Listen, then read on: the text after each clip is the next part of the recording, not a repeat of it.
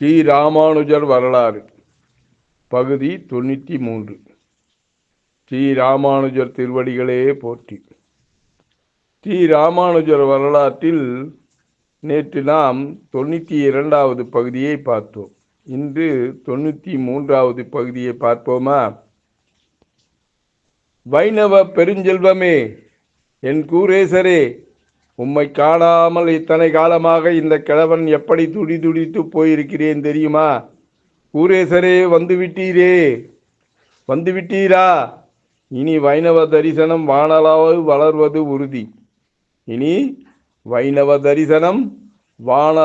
வளர்வது உறுதி. சொற்களற்று நெஞ்சில் முட்டி மோதிய உணர்வு பெருக்குடன் வீதியில் விரைந்தார் ஸ்ரீராமானுஜர். நின்று சுழலும் புவியும் நில்லாது ஓடும் காலமும் கனப்பொழுது உறைந்து மீண்டார் போலிருந்தது. நின்று சுழலும் புவியும் நில்லாது ஓடும் காலமும் கனப்பொழுது உறைந்து மீண்டார் போல் இருந்தது. தடதடுத்து ரதம் ஓடும் அகண்ட பெரும் வீதியில் ஸ்ரீ ராமானுஜரும் கூரேசரும் ஒருவரை ஒருவர் நேரில் சந்தித்த போது பரவச கண்ணீர் தவிர இருவரிடமும் ஏதும் இருக்கவில்லை. தடதடத்து ரதம் ஓடும் அகண்ட பெருவீதியில் ஸ்ரீ ராமானுஜரும் கூரேசரும் ஒருவரை ஒருவர் நேரில் சந்தித்த போது பரவச கண்ணீரை தவிர இருவரிடமும் ஏதும் இருக்கவில்லை. சுவாமி என்று பாதம் பணிய வந்த கூரேசரை அப்படியே அள்ளி அணைத்து கொண்டார் ராமானுஜர். இதுவோ விதி, இதுவோ உன் சேவைக்கு பரமன் அளித்த பரிசு.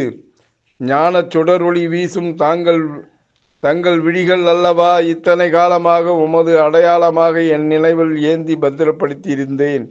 அதை பிடுங்கி எறிந்து காலத்தின் உக்கிரமா, கலியின் வக்கிரமா, இப்படி ஆகிவிட்டதே.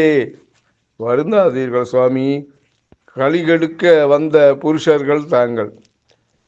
ஆயிரம் பேர் அகக்கண் திறந்து வைத்தவர் தாங்கள். அடியேனும் அதில் ஒருவன் அல்லவா? இந்த விழிகள் எனக்கெதற்கு? இதனால் எதை கண்டு மகிழப் போகிறேன்? நெஞ்சில் நீங்கள் இருக்கிறீர்கள், நினைவில் எம்பெருமான் இருக்கிறான். விழிகொண்டு கண்டறிய வேறேதும் எனக்கில்லை சுவாமி என்றார் கூரேசர்.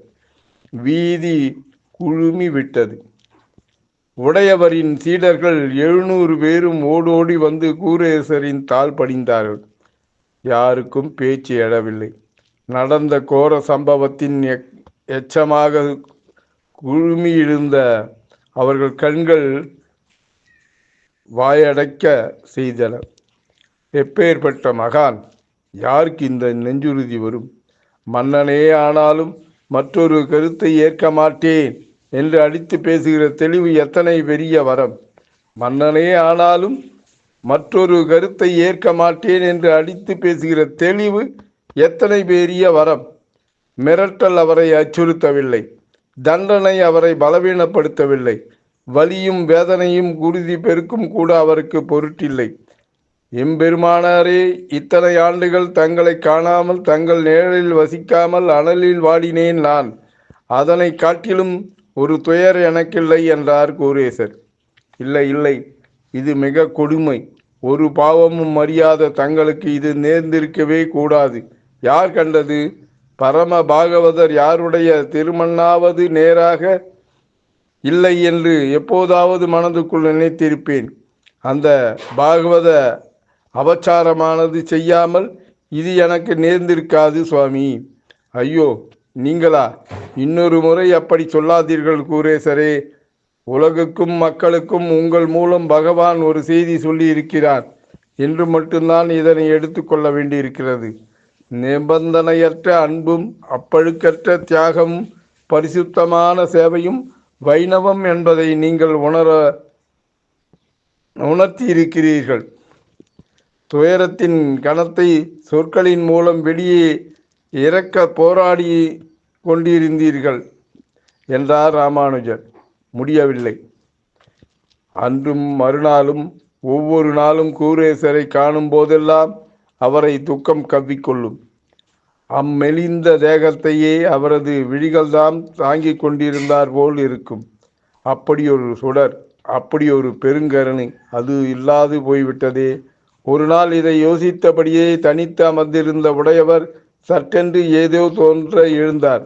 விறுவிறுவென்று திருவரங்கத்து அமுதனார் இல்லத்தை நோக்கி நடக்க ஆரம்பித்தார் ஸ்ரீ ராமானுஜர்.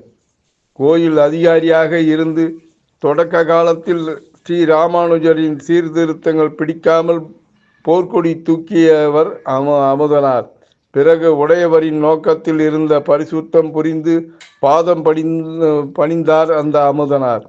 கூடாது, வேண்டாம் என்று ராமானுஜர் எவ்வளவோ சொல்லியும் கேளாமல் ஸ்ரீ ராமானுஜர் நூற்றந்தாதி என்னும் காலத்தால் அழியாத பேரற்புத படைப்பை தந்து அதை அரங்கன் அருளால் நிரந்தரமாக்கும் கொடுப்பினை பெற்றவர் அமுதனார்.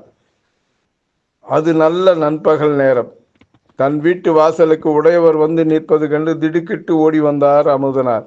சுவாமி, வெளியே ஏன் நிற்கிறீர்கள்? உள்ளே வாருங்கள். நான் பிச்சை கேட்டு வந்துள்ளேன் அமுதனாரே, நான் பிச்சை கேட்டு வந்துள்ளேன். திருவுள்ளம் என்னவென்று தெரிந்தால் நான் இயன்றதை செய்வேன். திருவரங்கம் திரும்பிய கூரேசர் குடும்பத்துக்கு தங்குவதற்கு சரியான இடமில்லை. பெரிய நம்பியின் மகன் புண்டரிகாட்சனும் இடிந்து விடும் தருவாயில் உள்ள ஓரிடத்தில் வசித்து கொண்டிருக்கிறார். பாகவத உத்தமர்களை பராமரிப்பதை காட்டிலும் பெரிய கைங்கரியம் வேறில்லை. அமுதனாருக்கு புரிந்தது. சித்திரை வீதியில் இருந்த தமது 2 நிலங்களை அந்த கணமே கூரேசருக்கும் பெரிய நம்பி குடும்பத்தாருக்கும் தந்து விட்டதாக சொன்னார் அமுதனார். உடையவர் தமது சீடர்களை கொண்டு அங்கு 2 குடும்பங்களுக்கும் தங்குவதற்கு வீடுகளை கட்டினார். அவர்களை குடியேற்றி அழகு பார்த்தார். எதிரெதிர் வீடுகளில் 2 பெரும் சூரிய சுடர்கள். ஆனால் இதெல்லாம் எனக்கு போதாது கூரேசரே, நீங்கள் என்னோடு காஞ்சிக்கு வர வேண்டும். வரம் தரும் கடவுளான பேரருளாளன் தங்களுக்கு கண்டிப்பாக பார்வையை திருப்பி தருவான். என் பார்வை அத்தனை அவசியமா சுவாமி? எனக்கு அவசியம் என்றார் ராமானுஜர். வற்புறுத்தி அவரை காஞ்சிக்கு அழைத்து சென்று சந்நிதியில் நிறுத்தினார். கூரேசன் நெஞ்சுருக பாடிய ஸ்லோகங்களை கேட்டு கனிந்த பேரருளால் திருவாய் மலர்ந்தருளினான்.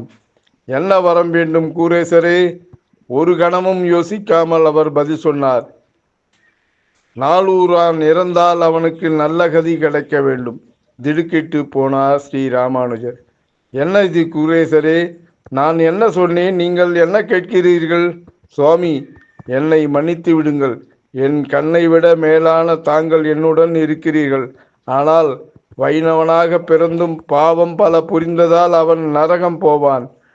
நாளூரான் நரகம் போனான் என்று சொல்லாமல் ஒரு வைணவன் நரகம் போனான் என்று சரித்திரம் பேச இடம் தர விருப்பமில்லை எனக்கு என்று சொன்னார் கூரேசர். கேட்டுக்கொண்டிருந்த உடையவர் மட்டுமல்ல, அருளாளனே வியந்து போனான். ஓய் கூரேசரே, இன்னொரு வரம் இந்தாரும். நாளூரான் மட்டுமல்ல, உமது சம்பந்தமுள்ள அத்தனை பேருக்கும் இனி சொர்க்கந்தான் என்று திருவாய் மலர்ந்தறினான் பேரருளாளன். குரு சொல் மீறினால் நரகம் என்று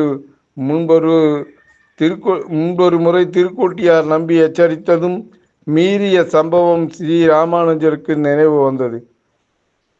ஸ்ரீ ராமானுஜர் கூரேசரிடம், உமது சம்பந்தத்தால் எனக்கும் இனி சொர்க்கம் நிச்சயம் என்று சொல்லி புன்னகை செய்தார் ஸ்ரீ ராமானுஜர்.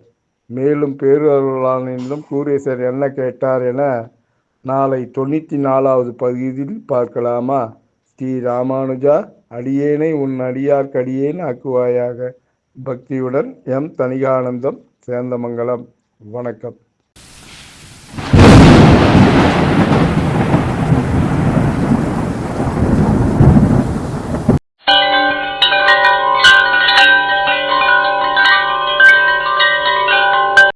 தணிகை டிவியை லைக் பண்ணுங்கள், ஷேர் பண்ணுங்கள், பெல் பட்டனை ப்ரெஸ் பண்ணுங்கள். தணிகை டிவியை சப்ஸ்கிரைப் பண்ணுங்கள். வணக்கம்.